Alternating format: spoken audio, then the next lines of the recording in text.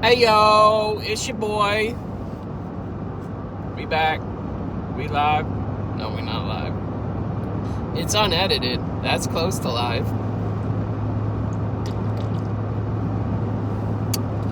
Your boy's putting in the extra hours today, so coffee is a necessity. Don't judge. Trying to cut back. I've been doing the mushroom coffee deal. Today's a long one though. Anyhow, I wanted to help my fellow man with some financial tips. Now, in an ideal world, we could trade and barter. Capitalism wouldn't be a thing because you get people that hoard all the money. That top 1% could probably feed and house every person in the world. And I ain't about that. You know, why would you ever have more money than you could spend in like 10 lifetimes? Like, what good is that doing you? Especially these people that don't have kids, that are like, I could see setting it up for, you know, the future and having, what the hell is that? I want to say like a legacy, like inherited wealth, but I don't know, just helping out your kids get along. It doesn't have to be a ridiculous amount, but like help your kids pay for college, you know, or make sure that there's something that they can at least take care of you and your costs after you die, you know. Whatever. I'm more or less self-made. Yeah, I had a couple helping hands because I knew people that were in certain avenues that could help me out, but the work was done by myself and nobody else. So I paid for my first car. I paid for my college. I had shit handed to me, bro.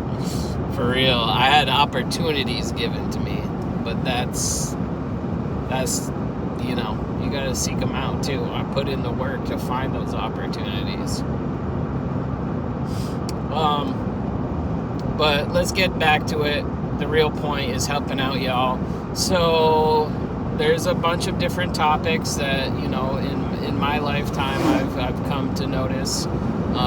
Let's start with the most obvious: credit cards. Everybody wants to demonize credit cards, saying they're terrible, don't get them, they'll end you. It's the interest that fucks you over.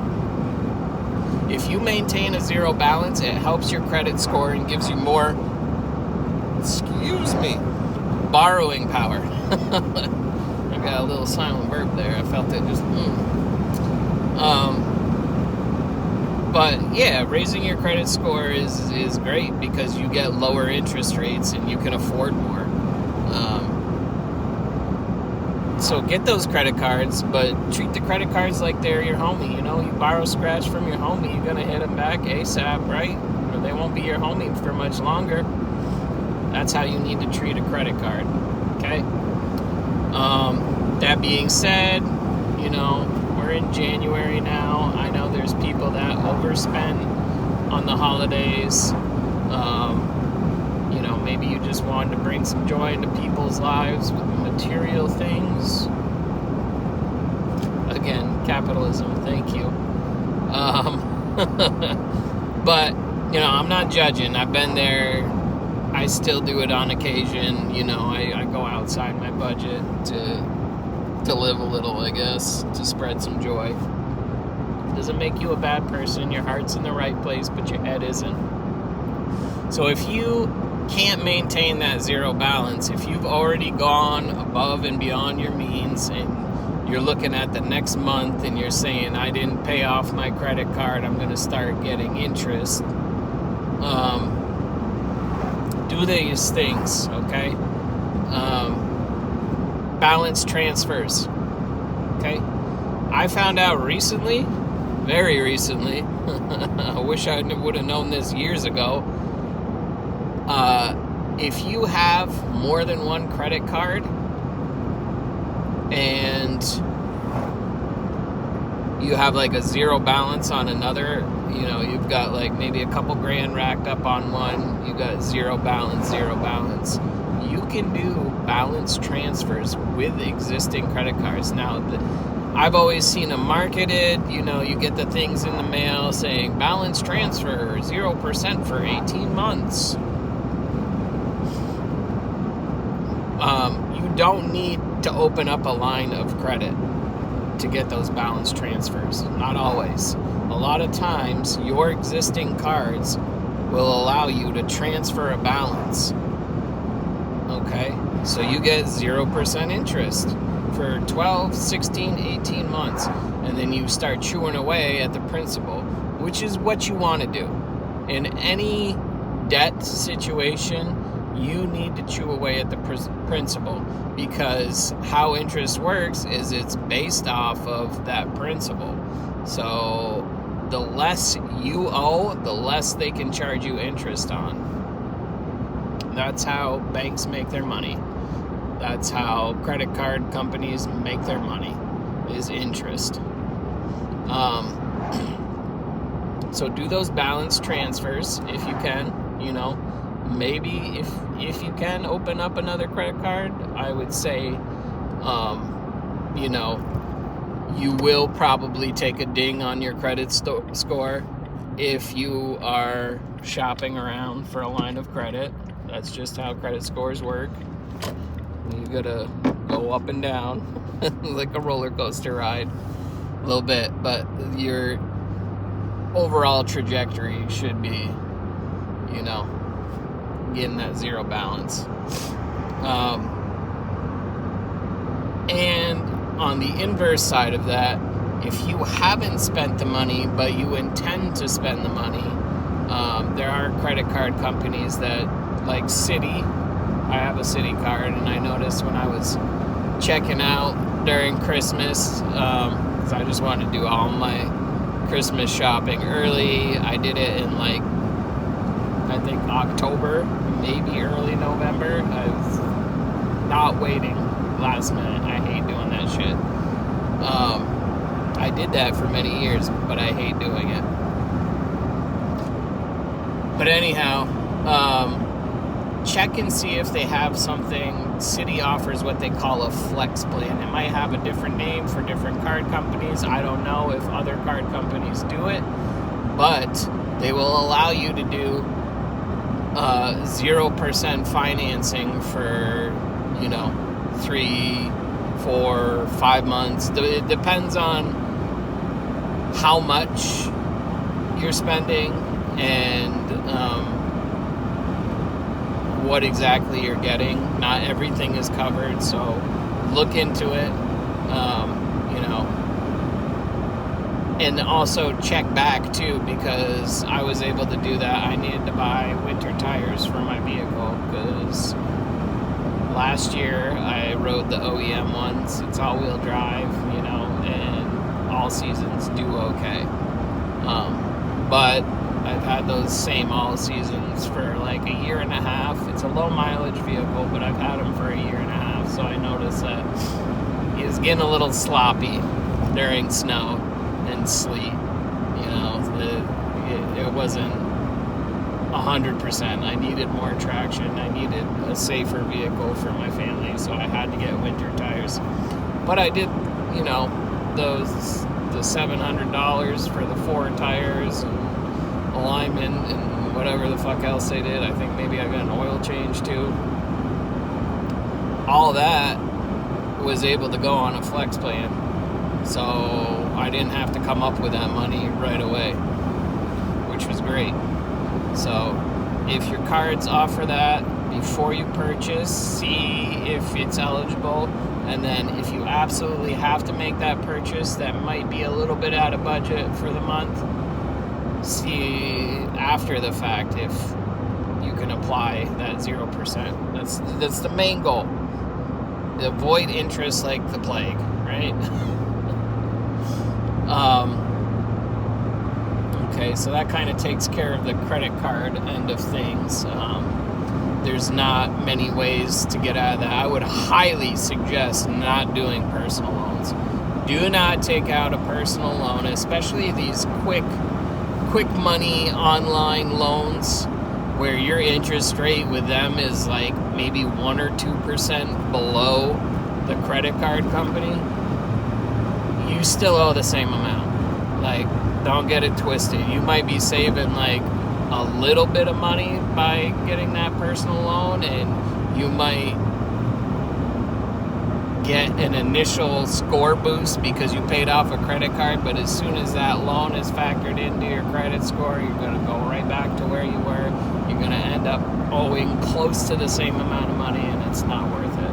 Just stay away from fast money. Okay? If it's too good to be true, then it's probably bad.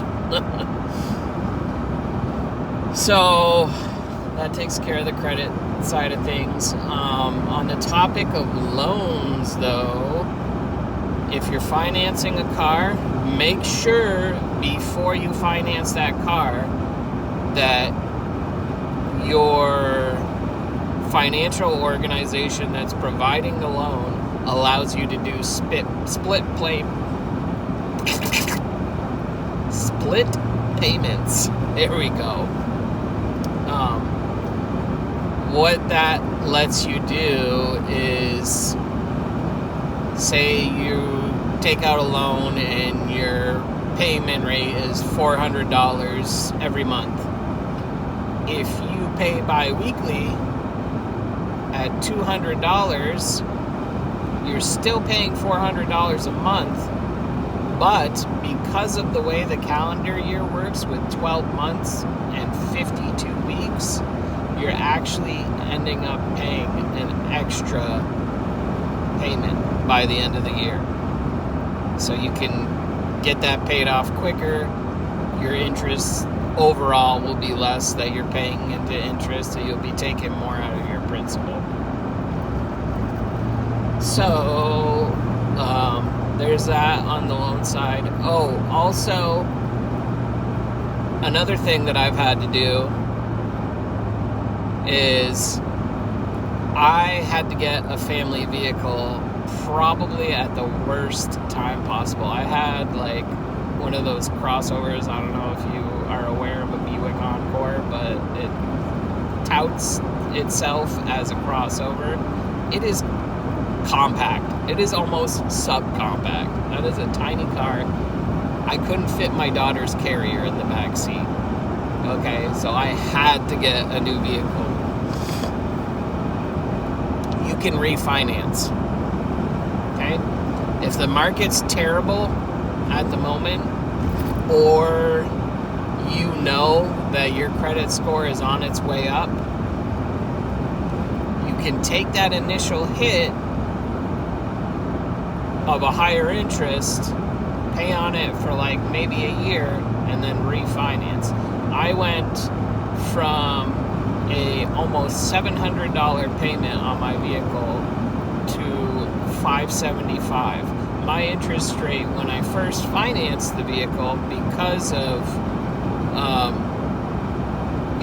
COVID, the economy, whatever, inflation, we all know it's been hell over the past few years. Everything costs an arm and a leg. That initial finance was at something like, I want to say like 9% interest, which on a vehicle is absurd. The Buick that I had financed, that I had to get rid of to get a family car, was 4%. More than double the interest. But after I refinanced, it got down to 5% interest, and my monthly payments were like $100 and something less. So, there's always ways to help yourself if you know the avenues to seek. What else is there? We've done refinancing. We've addressed credit card and 0% interest. Property. So there will always be market crashes because, again, thanks capitalism, Everybody wants more and more money for the same thing. It's the same house. It sold 10 years ago for 150, but now it's at 250, and that's not an exaggeration. I've seen those literal numbers. So what happens is there's a market crash because the market goes stale. People are asking too much for something that's not worth it. So once that market crashes, make your investment, and this is tying into a bigger thing. When you spend money in all areas, make sure that you can also make money. If you can do that, if you can spend money to make money, then you're on the right path. So buying that property at a lower price and then waiting, because renting is always going to be a thing. There's always going to be, late teens, early 20s, people that don't have a nest egg, that didn't save for a house. They're going to need to rent. Okay? When you buy that house at that lower price, say exactly the example I gave, $100,000 you paid for a house. Okay? 10 years from now, it's $250,000 for the same house. That means that the mortgage payments went from like $1,000 to $2,000. If you can get somebody to rent at like $1,300 to $1,500, it's still cheaper than owning the home now, right? But not compared to when you bought it, right? So they're paying for your mortgage and you're making money. This is why property is such a hot commodity, because it doesn't matter. It doesn't matter. People will always need to rent. There will always be a market for renters. There's, especially now with the housing crisis the way it is, there's only millionaires buying houses right now. That's it. I knock on wood, I can feel a market crash coming soon. Because it's just outrageous. It's getting to the point where millionaires don't even want to spend what people are asking for on houses. They're like, it's just not worth it. I have the money to throw around. I can buy that house outright, but it's just not worth it. So, future you, in the next couple years, buy a house once the market crashes.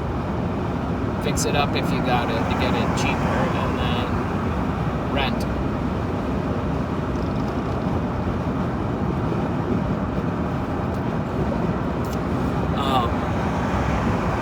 And again, that's all about like buying something that'll put money back in your pocket. If you're a plumber, go buy a skid steer. Or is it a skid steer? A mini excavator. Buy something that you can dig with, even though you're a plumber, because how many plumbers do you know have one of those? How many times is a plumber needed for a service line leak? Okay? Here's the breakdown on that.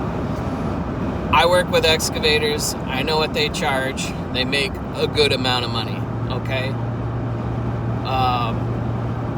There's guys that charge $1,000 to $2,000 for 3 to 4 hours worth of work. They make probably what I make in a week, they make in a few hours, okay? So, for my main job anyhow. We'll get into that facet of making your money, or using your money to make more money.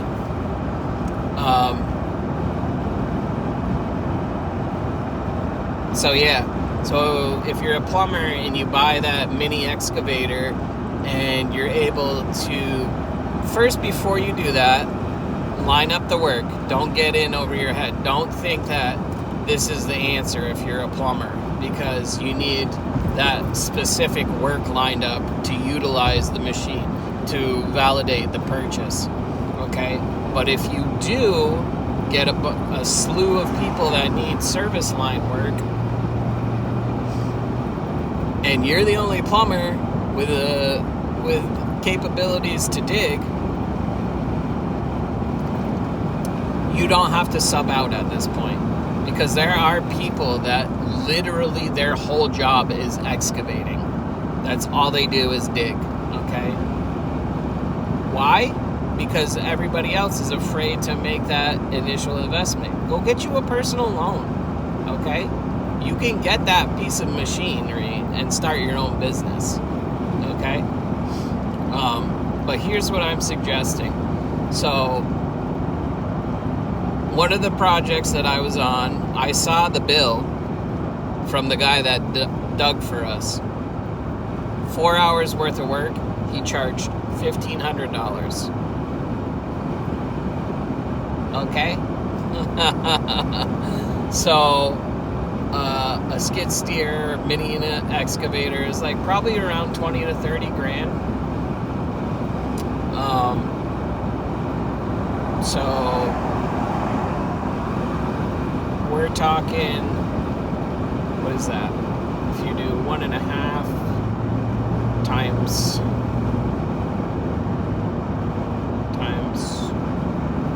20, yeah, 1.5 times 20 is 30 grand. So if you're doing, that's 4 hours, 4 times 20, 80 hours. In 2 weeks, you can pay off that excavator. In 2 weeks, you've paid off that machine, okay? Everything from there on, after that 2 weeks, bank, straight profit, okay? So that's what you kind of need to do to make your money grow, is think of different ways to have the money you invest return, and not only pay itself off, whatever you get, but get profit from it. That's what you need to do. What I do on a much simpler and easier basis, and I hope I don't lose eBay customers because of this, I buy out of season. I buy at severely reduced rates, like 75% off, out of stock items, you name it. Sometimes I won't even use it. I'll keep it in the box, okay? Then I turn around on eBay Marketplace and I come in at like 10% below retail. Brand new in box, people won't even think about it. Oh, what? Walmart's charging 100 and you're only charging 90?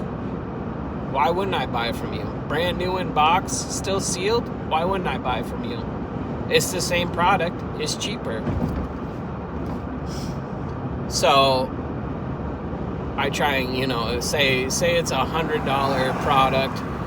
I get it 75% off, that steep discount. I've spent $25. I'm selling it for $90. That's a $65 profit. It's that simple. That's all you need to do. Flip shit. Just flip shit. This isn't a regular source of income for me.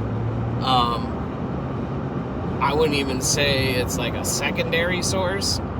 That's how unregular that I do this, but yeah, that'll get you money.